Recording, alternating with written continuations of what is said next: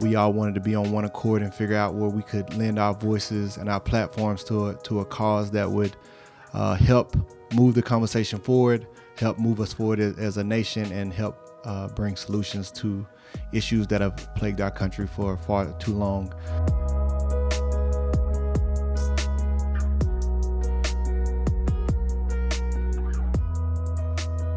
We have an all-star lineup here with us, the experts. When you look in these spaces, this is who you really rely on, is the experts, people who have been working in these spaces a very long time. We're experts on the field at blocking and throwing touchdowns and tackling, but not so much on the issues that are plaguing our Black community. So we get the opportunity to be in a position to learn today from our experts. We have Dr. Cynthia Spence, we have Dr. Rashonda Richardson, we have Dr. Monique Hamilton, and Dr. Tina Davis. And we are honored to have you guys here with us.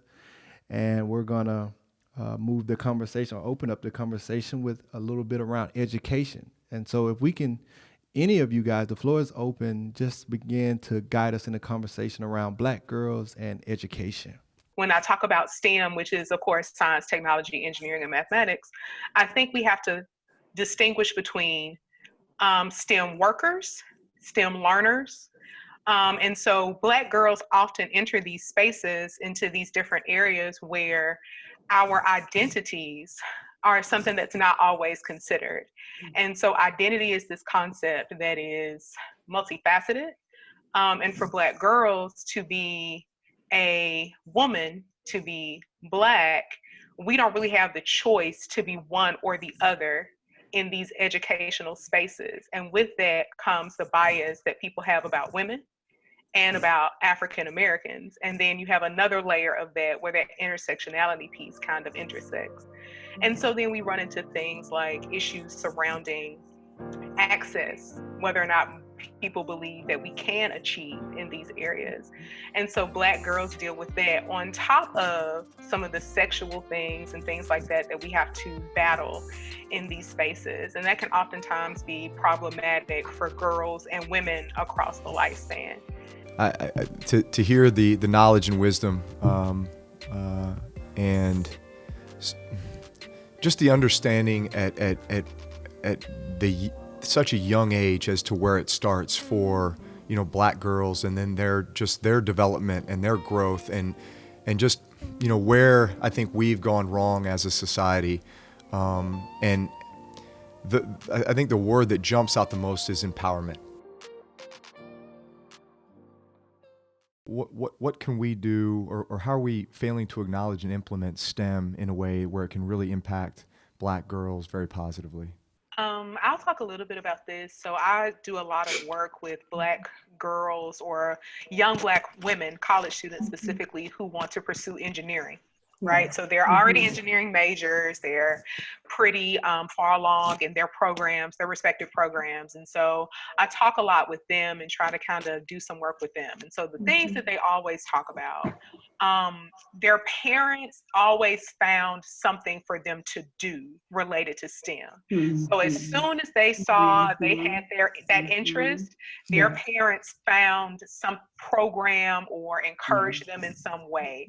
I remember a couple of the young women I spoke with said that they had a grandfather who allowed them to work on cars with him, right? And we see sons do that, but to have a Black girl do that with her grandfather, and she went into engineering. And so finding ways to expose them, even if it's just simple, we're going to do these at-home science experiments that now you can, subscribe to, and they'll send you kits every month where you can, blow up your kitchen if that's what you want to do with your daughter.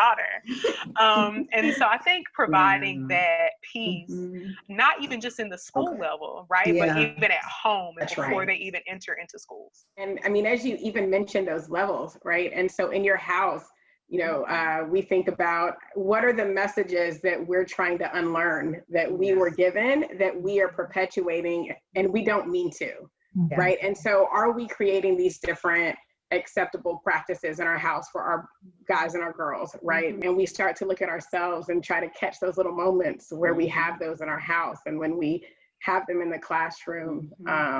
And I really do think it starts here. And then above all, also helping others as we see it happening, and our friends and our sons and our brothers, and checking each other when we hear that.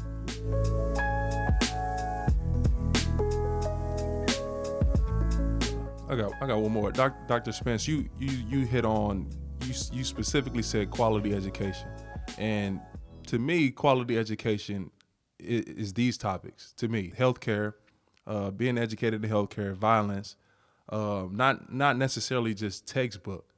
How do we facilitate these type of topics? Like, this is education to me. This has been the most education I've gotten in a little while for. So how do we facilitate this type of education to the masses? I think community forums, and I'm not sure what, and certainly in the higher ed community, that's a struggle for us as well, but we have a lot of community partners where we can bring members of the community to the campus, or we go to their settings. But I think, that community forums are so important, and you all have a level of privilege and privilege in terms of recognition, but also influence. And so if you're in a community talking to young males, they may listen to you more than they're going to listen to me. And so I think, you use that privilege that you have from your positions as, outstanding, NFL players, even though I'm in Atlanta, but outstanding NFL players, use that as, an opportunity to continue these kinds of discussions, but also to open them up to the larger community. Because you're absolutely right.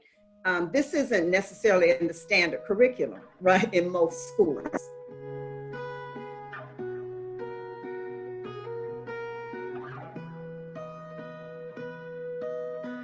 Regardless to your education, your background, your socioeconomic status, if you go toe-to-toe with a woman that's a non-Hispanic white woman and a Black female, she still has a higher risk of morbidity and mortality, even when she does everything that she's supposed to do, even when she on paper looks healthier.